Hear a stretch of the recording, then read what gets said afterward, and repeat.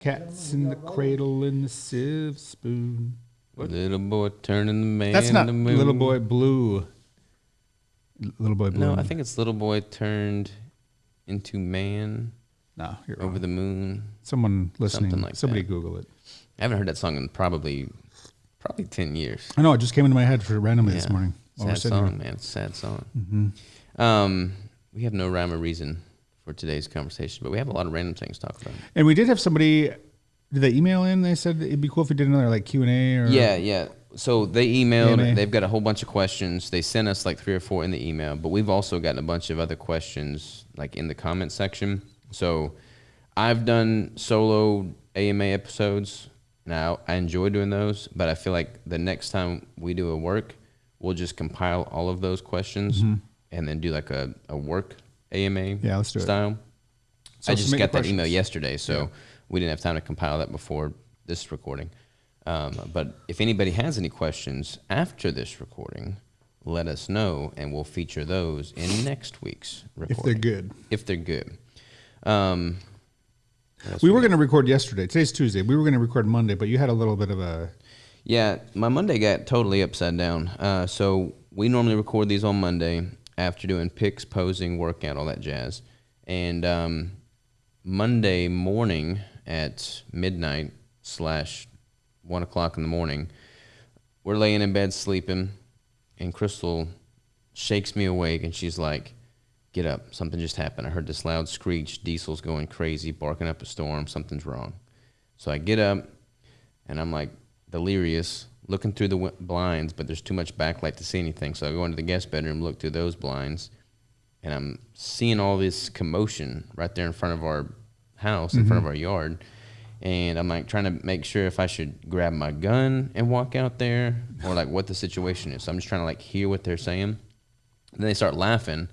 So I'm like, okay, probably not a threat. So I didn't grab the gun. I just grabbed my knife. I had to be protected in some form. Something. So I walk out there, and as soon as I walk out and turn the porch lights on, I hear them say, "Oh, shit." And I walk up closer, and this kid had ran off the road, taken out my mailbox, went down into the ditch, flipped the truck over completely, took out 2 of the fence posts that are 6x6, pressure Those treated. are hefty posts. Yeah, posts. Concreted in and dug, 3 feet deep and concreted in. He took out 2 of those, broke like 5 other ones loose, cut through the wire fence, and totally jacked up my fence. His truck was total. But, I mean, it was inverted. One of the wheels was off. It's pretty gnarly. He was totally fine. That was the first thing I said when I walked out there. "Everybody okay?" And they all said, "Yes, fine." So then I walk up, try to get, a feel for what's going on. And he said that he wasn't drunk. There wasn't any alcohol I could smell on him. I asked him if he was texting. He said no. So maybe he's being honest or not. Who knows? But yeah, totally went off the road, took out my mailbox, flipped his truck. The police came. The tow truck guy came, and they got it out of there pretty quick, like within about an hour. But that comprised my Monday morning sleep routine. So, so we got back to the meeting later that morning. You and I worked out per usual, and then we did the meeting, and then I went to the house with Clancy, and we just patched up the fence so that Diesel wouldn't get out. So, yesterday got kind of rerouted for me. And the kid was cool. Like, he was... asking if he could help, asking if he could give me money for the mailbox and stuff like that. Said his dad was going to Lowe's and wanted to know what stuff I needed. I told him not to worry about it because I already had all the supplies for patching it at the house. And honestly, I got that mailbox, and I hit it with a rubber mallet and straightened it out, and it looks good as new. It's fine. So I'm not even going to charge him for anything. Probably needs new clean underwear. He might need new. And I tried to make light of the situation. Like, they were all wondering how I was going to respond. And I walk out there, and the mailbox literally flew probably about 100 feet, landed in my house or in my yard. And I picked it up, carried it over there, and there was some junk mail in there from the day prior. So I pulled it out. I'm like, "Man, you're lucky, kid. It was just junk mail today." So I try to breathe some airmail, some just lightness into the situation. But he was shaken up for sure. Oh yeah, that's scary. He'll remember that. Yeah, I had a big wreck when I was a kid, and me too. You don't forget it, No, I rolled my first vehicle. My parents bought me a little Bronco 2. Those old little boxes on Yep. wheels. Yep. Rolled it on a gravel road, like half mile. I could see my driveway, half Yeah. mile from home. That's. Yep. I did the same thing, man. I went off a ditch in my old truck, and I was hauling a load of firewood to sell firewood, and my wheel came off. Abrupt stop. All my firewood came through the back window in my lap, and I was lucky one didn't hit me in the head. No kidding. Holy cow. But yeah, that shook me up. Like the road's wet, my tires were bald, couldn't afford tires, and I turned and the truck didn't. Ooh. So it just is what it is. Scary. But I remember in that situation, it's like, man, if the people that are involved in it with you are cool, it's way better. So I just tried to be cool. Tried to be cool. Yeah, that's a stressful, scary situation. Yeah. Easily. But all's well. The fence is patched. No complaints. Back on track. He's safe. He's happy, healthy. Back on track. Today we got a whole bunch of competition stuff. Yeah. We got to take a bunch of trophies to a local business and get nameplates made. Yep. We're going to go to the venue, and we're going to meet with the AV team to get all of our lighting and sound and audio stuff straightened down, buttoned up. Anybody listening to this that's come to the show, whether you're a competitor or an attendee, be forewarned. It's going to be awesome, but it's going to be crazy from a parking standpoint, more than likely, because it's a home game weekend for Notre Dame football, which is big. Apparently a big rival. Big game. Yeah. And, yeah, it's going to be crazy parking. I mean, you may have to park away and then walk a little bit, but if you're coming to a bodybuilding show, you shouldn't be afraid to walk. Get your steps in anyway. Get your steps in. But there's going to be meat cooking out front, so you can just follow your nose. Follow your nose, yeah. We got to also ask him about that. We got to make sure we got sidewalk blocked off so that my dad can pull his truck and trailer in, and I can park the rig there. So we got all of our cooking stuff on hand. Yeah. Like you said, we might have to run there Friday and put some cones out or something, whatever they'll let us do. It's going to be good, though. Like, it's getting close, like month of. I'm excited. Like, it's the real deal now. So I'm excited. Definitely come. naturalstatesavages.com. Compete. We got we're tickets available online. Tickets available online. We're only like a few competitors shy from multiple classes and multiple divisions being pro qualifying. Like one shy, I think, in like 3 different divisions. So yeah, come on in, make it happen. It's gonna be good. It's gonna be worthwhile. And we've had a few people that have reached out, and they're kind of on the fence. They're like, I'm not sure if I'm going to be ready. They're not sure if they want to compete in this one. They're just kind of, I don't know. They're reluctant. But if it's your first show, and everyone has a first show before you can have a second show. If it's your first show, just do it. Just pull the trigger. When I look back on my first show, I look like crap. Like comparatively now, looking forward to where I'm at now. Are those photos that I've seen of you with like wearing your glasses and the board shorts? Was that your first show?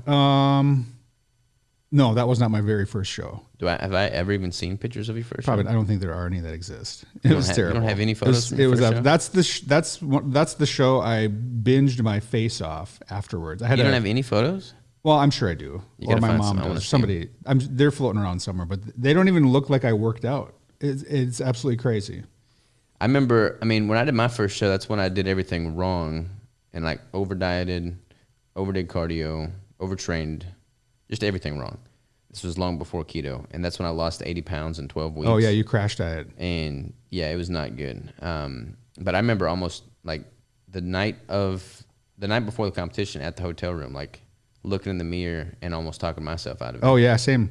So, like, at the time, one of my female friends and myself decided that we were both going to do our very first show, and that was the only reason either one of us even went through with it, is because we were both like, what are we doing? We're not ready. We were getting so like scared and worked up, and we were seeing other competitors and, like what people are supposed to look like and how they're conditioning and doing all this different dietary stuff. And like, this is not going to work. And we were just like, you just do it. Let's just do it. Yeah. So if you have like a partner or a friend or a family member or anybody that you know that can help motivate you and keep you on track, that's key. Big time. Yeah. You just got to pull the trigger. Even when I do shows now, like I'm not where I want to be. I know that I'm the best that I can be in this phase of my life. But it's like we all have this image in our head of what we aspire to. And it should always be just out of reach. Like it should always be evolving.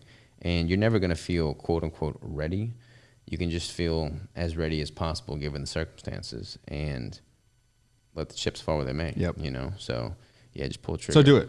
I'd say do it. Looking back on it, I'm so glad I did. Yeah. How old were you when you did your first show? It was until like 2013, 2012, 2013. So it would have been 33. 33? No. I think I was 20. Yeah. 20 maybe, something like that. I have a video. This was before I was vlogging, but I was recording stuff. I have a video of me driving to campus because I was sophomore in college when I did my first show. I don't know how old that would have put me, 19 maybe. I had stayed up all night, doing cardio because I was training super late. So I'd work out, do cardio, wake up early, go to the gym, do it all over again. And I have a video. I had an exam that morning, and I didn't get to study near enough for it because I was focused on the competition. Mm-hmm. And I have a video of me driving my old truck to campus and just being like at peace with the situation because I was doing everything that I possibly could, and I wasn't able to keep all the plates in the air.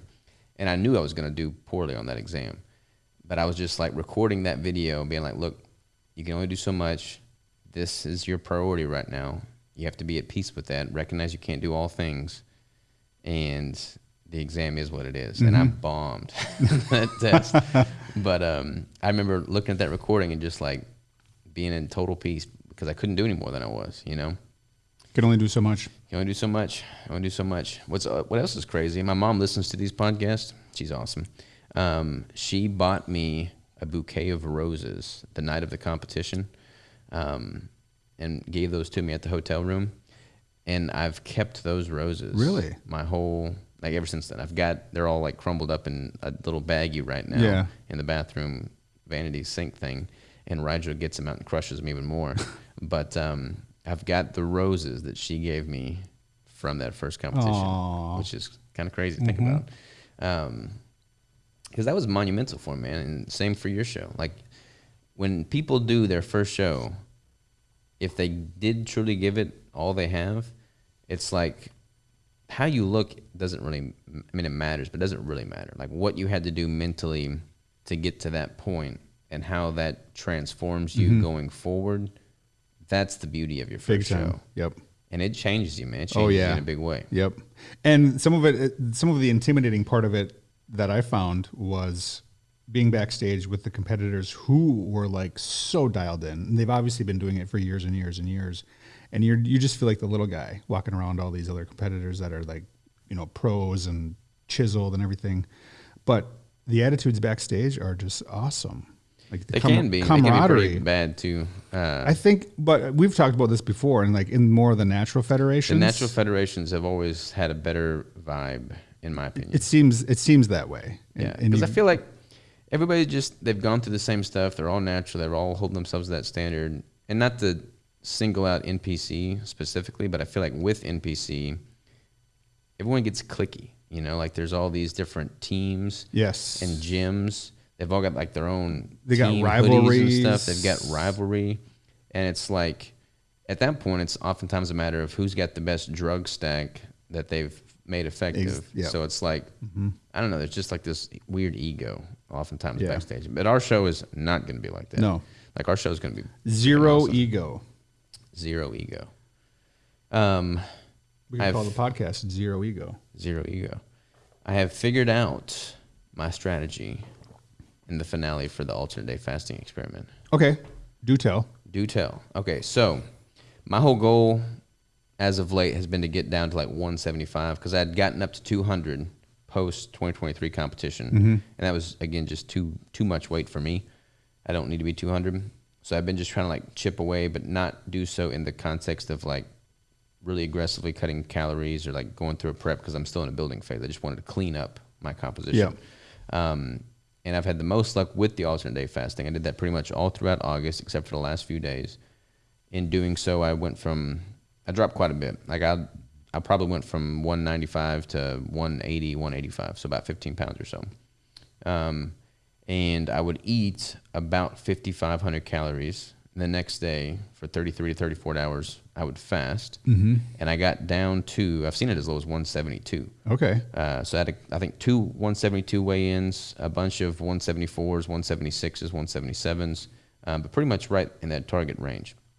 So now that I'm at the desired composition, what I'm going to do is on my fasting days, I'm going to do it a fat fasting day. So I'm still getting some calories. So I'll have heavy cream in both of my coffees, which is about 400 calories. So I put 60 grams in each one roughly. So I'm getting some fat, which makes the coffee taste way better. And since I'm trying to more so maintain my weight than go lower, there's no need to have a 33, 34-hour strict fast. So I'll have that going. And then as long as the day after a feeding day, I'm not going beyond 180, then it's good, and I can kind of keep things in check. Like yesterday, I was a feeding day. I had 27 wings and a bunch of other food, like bricks and stuff like that. It sounds like you're bragging. To you right now, it probably does, yeah. Because I would definitely crush that. Yeah, I haven't had wings in a while, man, so I was just craving wings. I was going to try and get a steak because last night was like the first date Crystal and I have been on in eons. So I wanted a nice steak, but they were closed for the holiday, so we went and got wings instead. But I was like full, like almost on the point of being uncomfortably full, which is kind of where I like to be. Like I want to feel that when I'm eating. So I had that, woke up this morning at 179.4, I think, 179.6, something like that. So lots of sodium, lots of fluid retention, but still under 180. So as long as I'm maintaining that as like a litmus test, then I'll keep doing what I'm doing and basically just try and stay with between 174 on fasting days, 179 on feeding days, and then focus on getting bigger and strong, you know? Sweet. So that's the goal. I'm going to try that.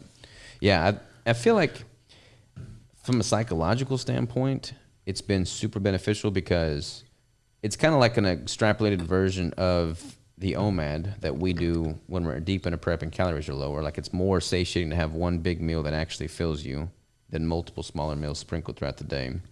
For me, ad libitum, I would eat 4,500 calories a day, no problem. Yeah. And then I would just get fat if I did that every day. But if I eat 5,500 calories, maybe even 6,000 calories on a feeding day, and then I fast for 33, 34 hours, my net intake is pretty much right where I'm targeting.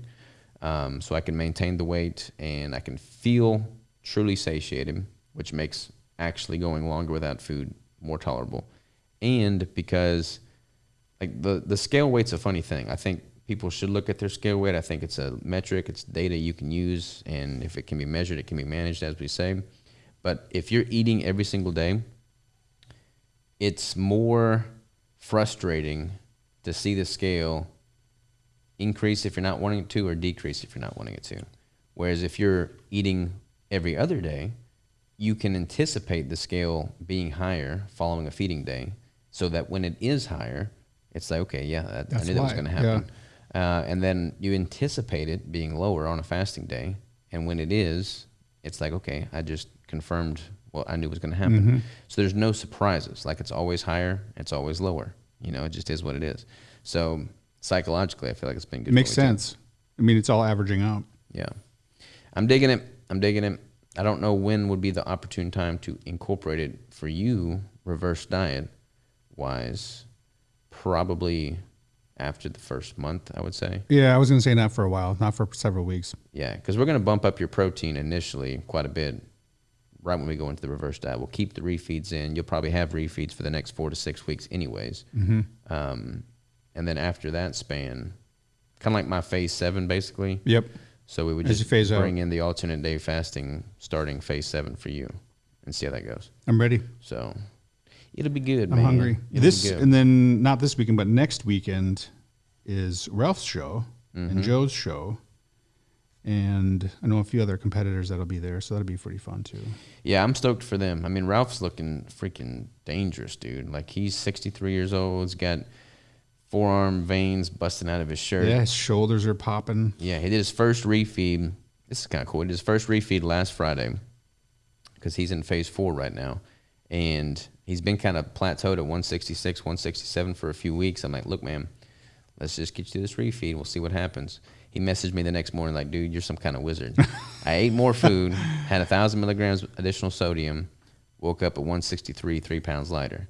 And I'm like, yep, knew that was going to happen. And just freaking jacked out of his mind, man. So yeah, he looks good on Monday too. Yeah, I'm excited for him. And for him and Joe to both be doing the same show is awesome. I hate that I can't be there because I'm going to be speaking at a conference in Tennessee, but you'll be there. I'll be there. So if they need any help, pointers, tan touch-ups, you got them covered. Got it. And you got your posing trunks. Got them. They fit? Your banana hammock is going to work. Yeah, so if y'all it's a little bit more of an aggressive cut than I probably would have It is elected. pretty Because aggressive. it like dips down at the top of the butt cheeks. Yeah, Like it's yeah. like a, I don't know, it looks like it's got like a little ruffly butt thing going. It's Little ruffle velvet. butt. Yeah. So if y'all want to know truly how deep Greg and my bromance goes, he is borrowing my posing trunks. He's wearing my banana hammock. I'm not going to wash it when I give it back either. No, you're not. I'll wash it. And I gave it to you washed, to be fair. All right, I'll wash it. But yeah, that's next level friendship right there, man.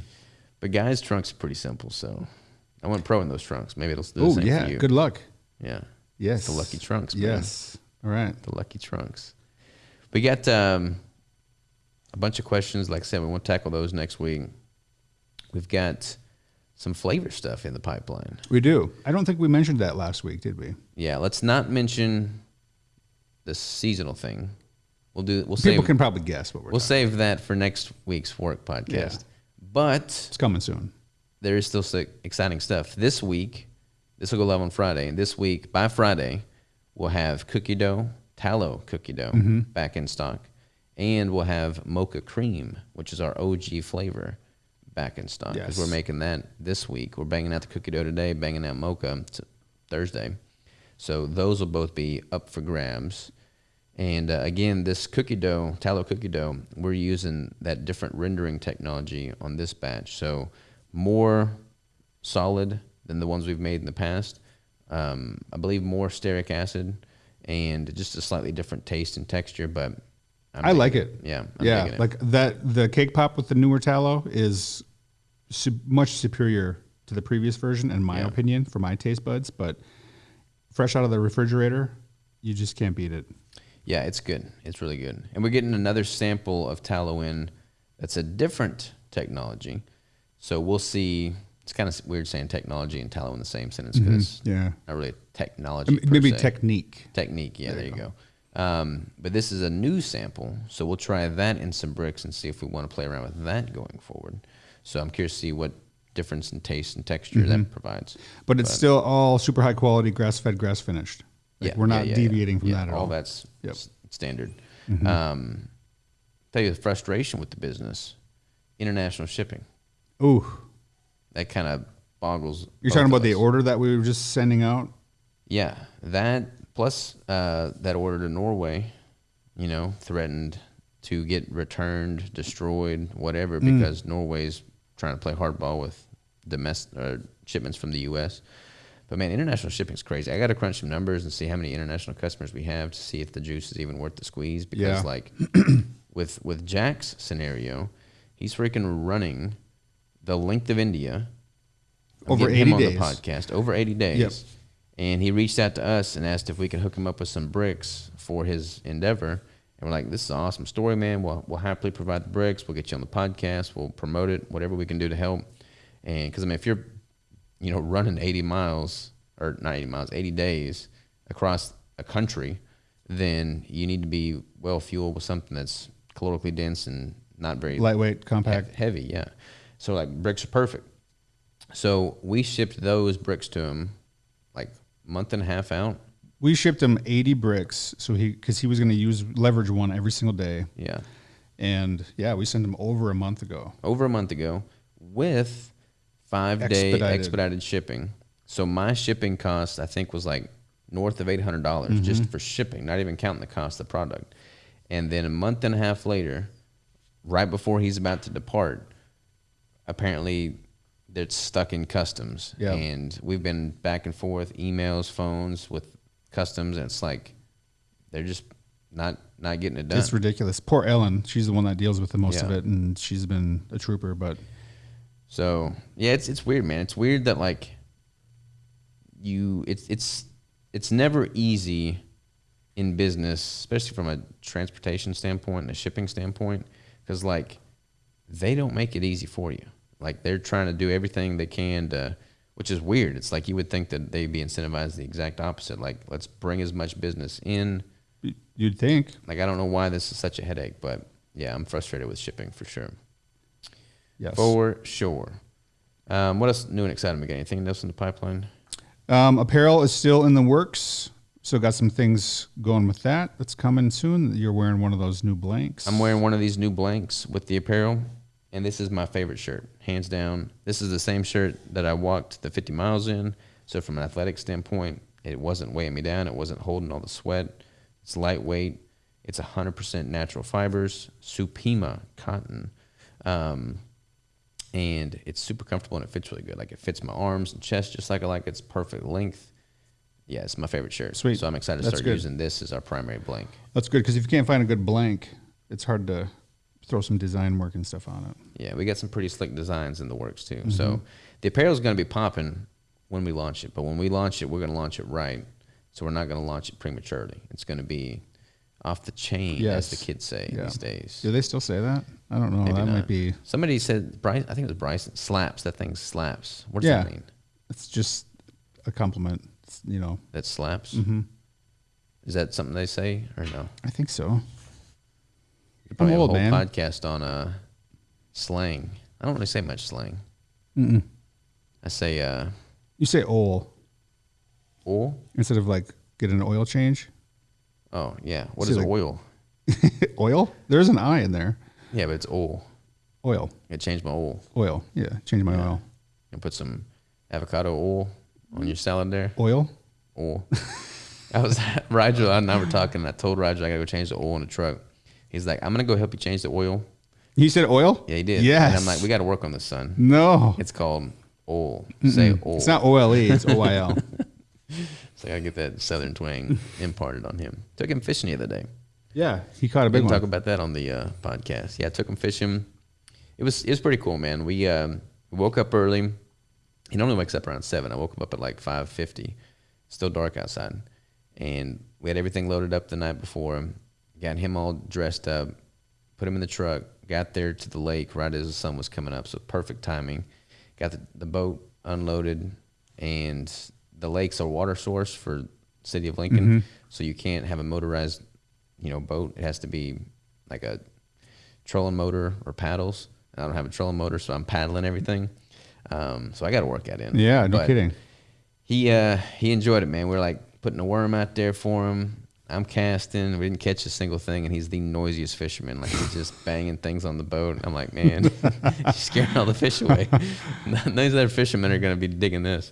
And then I put one of my lures on his line once he got tired of looking at the bobber, and he starts sword fighting with it, and it sinks it right in my cheek. So I got a big old treble hook stuck in my cheek. What did he say? He was like scared. He was like, he knew that he shouldn't have done that, and he thought he was about to get in trouble. I told him just to not move. I grabbed the fishing pole so he wouldn't jerk it even more. Yank it out. Yank it out. So I grabbed that, and then I got it out of me. But it was cool, man. It was cool seeing him get all excited, even though we didn't catch anything. Just like doing stuff like that. Yeah. That's going to happen more and more as he gets older, like taking him hunting, taking him camping. So I'm excited for those memories for sure. Yep. It'll be good. Those will be good memories for his memory bank.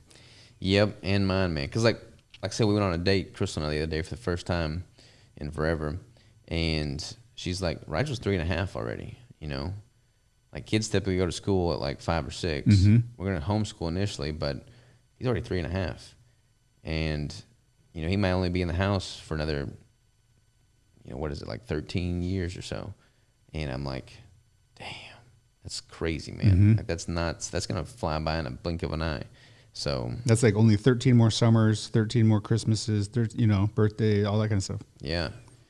So it's crazy. But I definitely do feel like one of the things that I want to invest in when I can is all these conferences and competitions I travel to. I'm just going to get a travel trailer and take them with me everywhere I go. Like any of these conferences I'm speaking at, rather than flying there and being away from them, I'll just load them all up and I'll have a little office room in there. And then we can just all go as a family and make memories with everything that we do. That'd be awesome. Road trip with a little home base.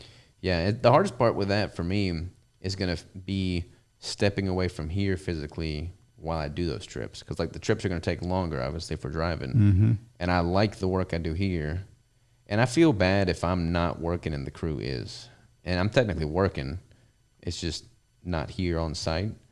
And I need to get over that. Like, I don't even know what the word is, but I feel guilty, I guess, if I'm not the first one here, the last one locking up, all that stuff. And I know that in order for me to take it to the next level, I've got to get away from the day-to-day operations and focus more so on the strategy and the creativity side of things. But I like working with the crew because we got a great crew. You know, I want them to see me working beside them. That's true. We do have a good crew. The vibe crew. is hard to replicate. The vibe is hard to replicate. Faux show. All right, man. Speaking of the crew, I'm going to go check on them real quick before we go to these trophies and get those dialed in. Sounds good. So let's go check on them, load up some trophies, and get some stuff done. Send us your questions. Send us your questions. Ta-ta for now.